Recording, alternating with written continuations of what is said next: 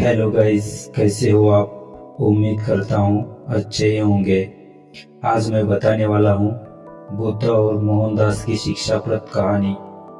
दोस्तों, स्वागत है आपका हमारे YouTube चैनल पर।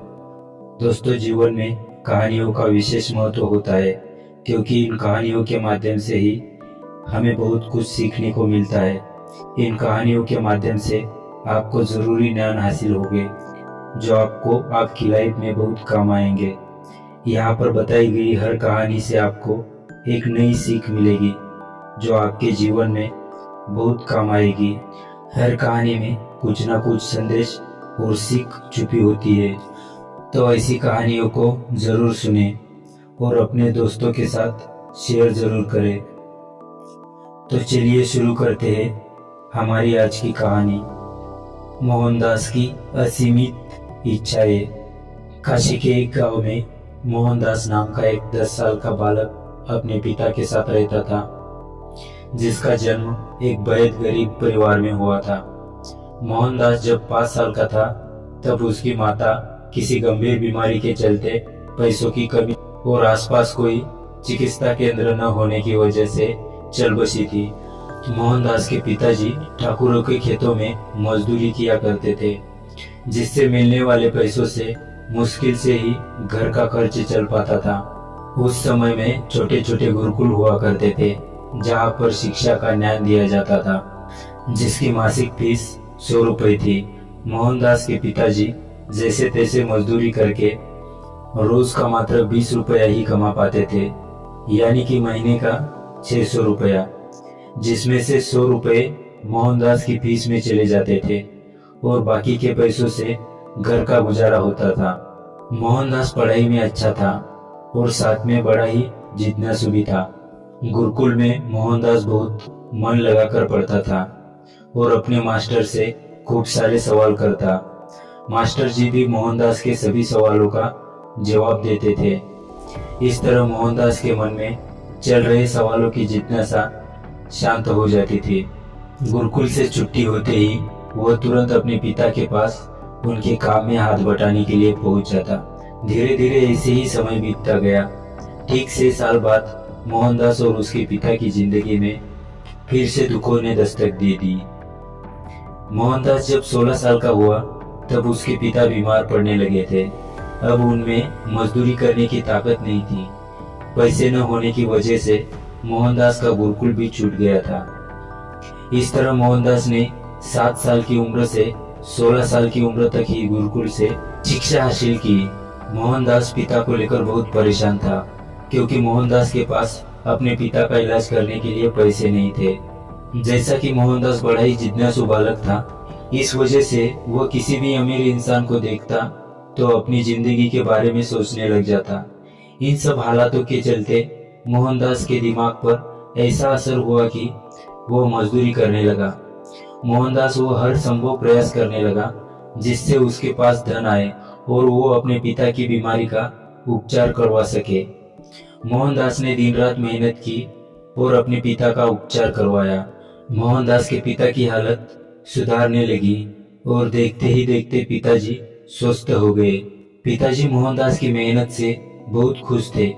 मोहनदास के पास अब इतना धन हो चुका था कि मोहनदास ने एक खेत और 2 गाय खरीद ली थी।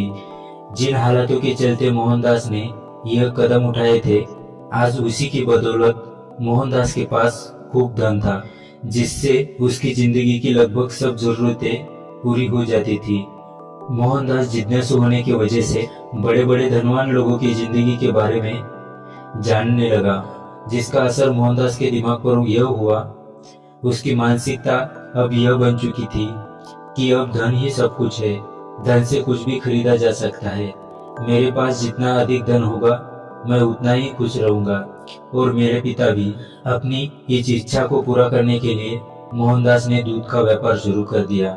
यही से शुरू हुआ सफर मोहनदास के धनवान बनने का। अब देखते ही देखते उसकी जरूरतें इच्छाओं में बदलने लगी। अपनी इच्छाओं को पूरा करने के लिए मोहनदास धन का सहारा लेता। कुछ समय बाद मोहनदास के पिता अपनी इच्छा जताते हुए बोले, बेटा अब तुम जल्दी से शादी कर लो। मेरी जिंदगी का अब कुछ पता नहीं कब क्या हो जाए। मोहनदास अपने पिता की इच्छा को पूरा करने के लिए शादी के लिए मान जाता है। मोहनदास का विवाह हो जाता है। मोहनदास खुशी पाने के लिए ऐशो आराम के सभी सामान खरीद लेता है और एक आलीशान हवेली भी बना लेता है।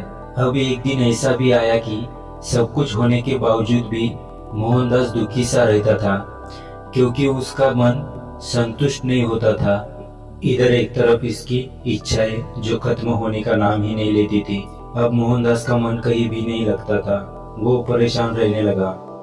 जब से मोहनदास ने अपनी तमाम इच्छाओं को पूरा करने का सफर शुरू किया था, तब से मोहनदास सुख चैन की नींद नहीं सो पाया था।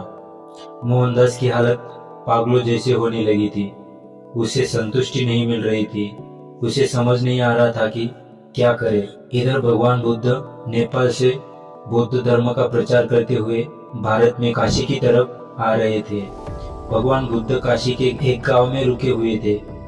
मोहनदास को इस बात का पता चलते ही वह भगवान बुद्ध जी के पास आया। भगवान बुद्ध अपने अनुयायियों को प्रवचन सुना रहे थे। इतने में मोहनदास बुद्ध जी के पास रोते हुए पहुंचा और बोला, मैं इस जिंदगी में बहुत परेशान हो गया हूँ। हे बुद्ध, मैंने जीवन में खूब धन कमाया ताकि अपने सुकून के लिए कुछ भी खरीद सकूं।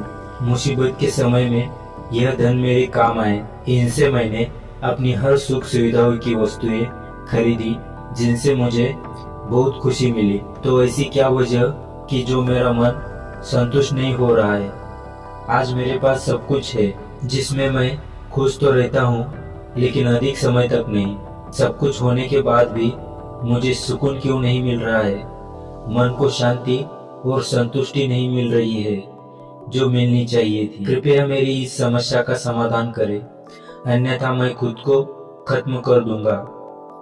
तब भगवान बुद्ध मुस्कुराए और कहा, तुम्हारे दुख का कारण तुम्हारी असीमित इच्छाएं हैं। धन दौलत से तुम लंबे समय की खुशियां तो खरीद सकते हो, लेकिन सुकून की जिंदगी नहीं। धन से इंसान सुकून का एक पल भी नहीं खरीद सकता है। धन से तुम खुशियों का महल, मखमल के गद्दे और सोने चांदी से बनी चारपाई तो खरीद लोगे, लेकिन सुकून की नींद कभी नहीं खरीद सकते, क्योंकि यह धन से नहीं, ज्ञान से खरीदी जा सकती है। सुकून खुद तुम्हारे अंदर मौजूद है, जो कि एक असीमित इच्छाओं वाले पहाड़ के नीचे दबा हुआ है। जिस दिन तुम अपनी असीमित इच्छाओं के विचारों को एक सीमित दायरे में कैद कर लोगे, तो उसी दिन से असीमित इच्छाओं वाले पहाड़ के नीचे दबा हुआ सुख और सुकून आजाद होकर तुम्हारे जीवन में बस जाएंगे।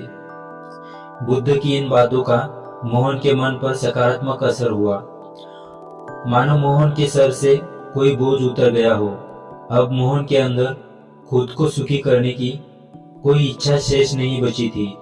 वो समझ चुका था कि मेरी परेशानी का कारण मेरी यह असीमित इच्छाएं ही है, जिस वजह से मैं सुख की नींद कभी नहीं सो पाया, कभी भी सुख के फल का स्वाद नहीं चख पाया था। अब मुझे कुछ नहीं चाहिए। कुछ दिन बाद मोहन ने खुद यह अनुभव किया कि अब सच में कितना सुकून है मेरी जिंदगी में। शुरू से मैं मूर्ख सुकून पाने के लिए खुद पर धन दौलत लुटाता रहा, बस धन कमाने के पीछे भागता रहा। जीवन के इस सत्य से अनजान रहा कि सुकून तो मेरे अंदर ही था, जो असीमित इच्छाओं के अंधेरे में कहीं खो गया था। और आज मन से मैं बहुत हल्का महसूस कर रहा हूँ। आज जाकर मेरे मन को सुख की संतुष्टि प्राप्त हुई है। जय हो महात्मा बुद्ध की, जिन्होंने मुझे यह ज्ञान दिया। अन्यथा मैं यूं ही सारी जिंदगी सुख चैन की तलाश में भटकता रहता और अंततः मृत्यु को प्राप्त हो जाता। तो दोस्तों, इस कहानी से हमें यह सीख लेनी चाहिए कि अपनी इच्छाओं को सीमित ही रखें, तो ही जीवन में सुख का आनंद ले सकते हो। आशा करता हूँ इस कहानी से आपको कुछ नया सीखने को मिला होगा।